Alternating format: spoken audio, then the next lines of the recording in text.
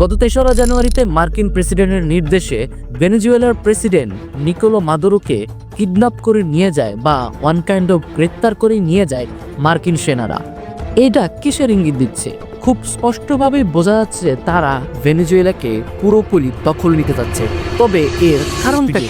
আমেরিকার দাবি Venezuela totally একটা ড্রাগ এডিক্টেড এবং একটা দুর্নীতিগ্রস্ত রাষ্ট্রতে পরিণত হয়েছে এবং তারা চাচ্ছে এই ধরনের কথা রটিয়ে তারা সেই জায়গাটা দখল করবে কিংবা তারা সেটা পরিচালনা করবে।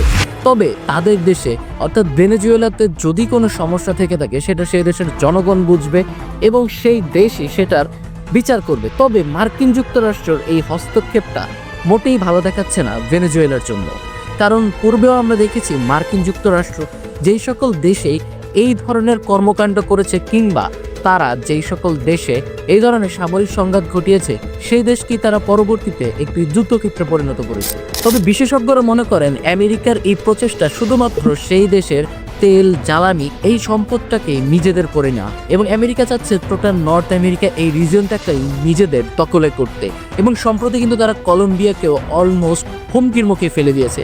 তো সারা বিশ্ব কিন্তু বুঝতে পারছে যে আমেরিকা ভেনেজুয়েলাকে অলমোস্ট নিজেদের দখলেই করতে যাচ্ছে এবং সেটার অনেকটাই দ্বারপ্রান্তে তারা চলে গিয়েছে।